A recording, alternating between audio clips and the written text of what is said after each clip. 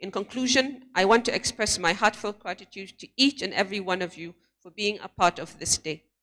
May Allah bless our efforts, guide our choices, and grant us the wisdom to select spouses who will be sources of love, support, and faith. Once again, welcome to this annual lecture organized by Sisters Halaqa Foundation. We thank you for being here, and may your presence today be a source of inspiration and enlightenment. Jazakumullahu khairan. Assalamu alaikum wa rahmatullahi wa barakatuh. Wa alaikum assalam wa rahmatullahi wa barakatuh. Thank you very much, Hajia Azara Yusuf. Just entering and joining us is the guest of honor for today's occasion, in person of Al-Hajj Umar Farouk, the Amir of Muslim Professionals in Dawah. Thank you very much for coming, sir. Like Hajia mentioned, one of the reasons why this organization was founded is for them to empower women and children. As we know, ladies become our mothers, they become our sisters, they become our daughter. And whatever we decide of them is what we actually decide of the generation to come. There's this analogy that has usually been given in multiple books and also from some of our mashayikh here in Nigeria, the anecdote of a goose and the golden egg. We all know a duck, but for the goose, it has a longer neck. There was this particular farmer on a certain day. He came about and saw that instead of laying a normal egg, his goose had already laid a golden egg. And when he got to the golden egg, he picked it up. He was skeptical, he was doubtful whether this particular egg, golden egg, was actually an egg or something that looks like gold. So he took it to the town and they got it tested and they discovered it was actually raw gold. So he took it for sale. He had no other work. He had a big vision, build a big house, build this, get that. So every morning he wakes up, he goes to where the goose is, waiting for the goose to deliver the egg. He did this for a very long time. And after a while, he went there one day. He was already in debt. He wanted to pay a debt. And the goose refused to lay egg. And out of frustration, he killed the goose and removed the golden egg from the belly of the goose. And that was how his source of income vanished. That was how the source of income was gone. This man will picture to us as a foolish man. If you were in his shoes, what would you have done? I need responses. Let's say you are the farmer. Who will help me with this? Malam Sharif? If you were the farmer and suddenly you discover your goose was laying a golden egg, what will you do? Women will speak more. Go to their side. You wake up and you discover that your goose started laying golden egg. Let's say each golden egg is worth $5,000. What will you do? I think I'll be patient and wait and see whether the following day or the day after the goose will lay an egg. But I don't think I can kill it. What will you do after that? Now you've ascertained it lays golden eggs. What will you do? Now what? You've ascertained that it lays golden egg. It keeps on producing golden egg. What will you do? I'll keep the duck and I'll invest and prevent anything from happening to it.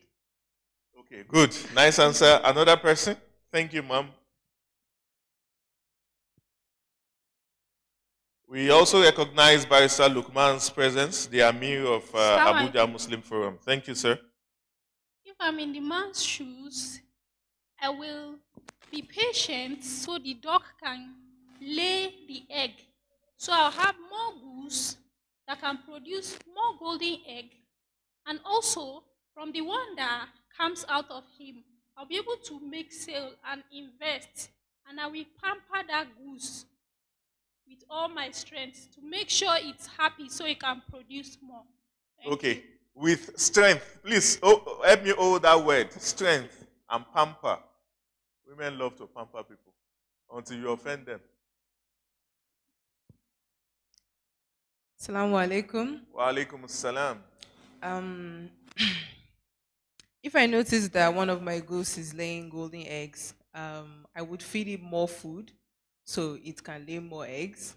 And if that's not working because the farmer was waiting for a while and nothing happened, I would, because I work in the medical field, I would probably inject it with a follicle stimulating hormone that will make it to produce more egg. And if it's still not producing egg, I would probably kill it and eat it. Maybe me, I'll start spitting gold. Who knows? Sister, if you start spitting good, Nigeria will take over. You will become national treasure. Okay, brothers, at least you've gotten clues from the sisters. Anybody?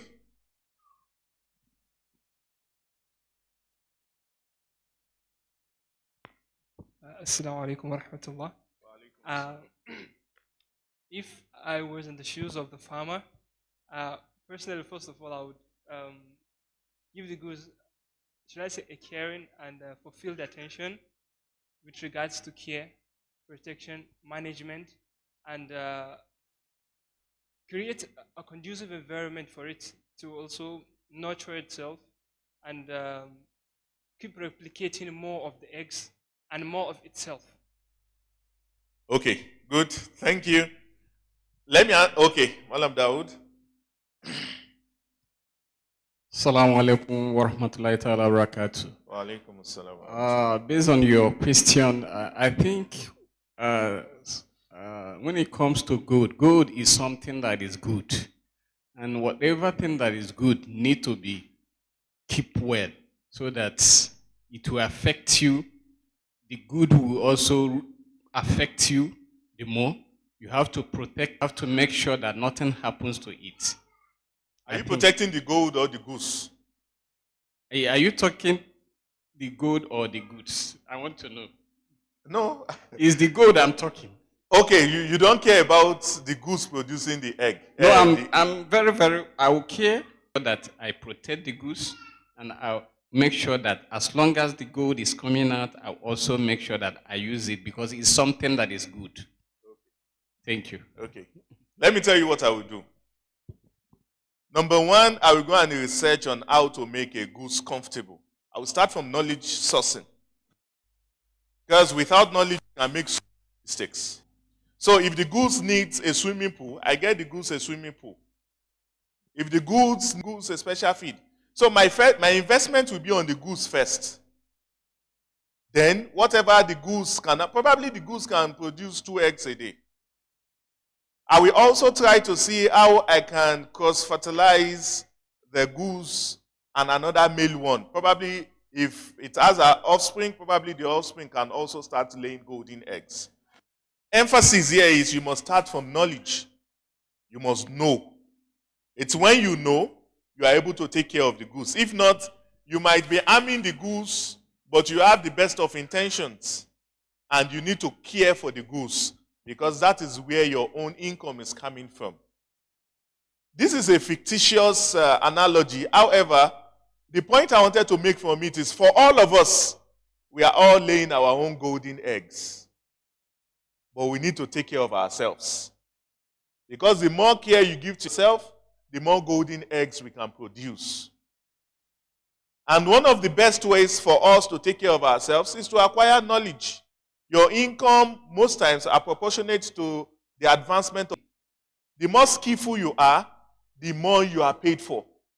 So you can be in a place for 10 years and you are getting a stipend. Somebody comes far junior to yourself and the person gets paid a lot of money. It's proportionate to the person of Alhaj Umar Farouk, Nas in Dawa, and quickly the presence of Malama Fatima Laminu. And you are also invited to the high table, ma'am. Malama Fatima Laminu.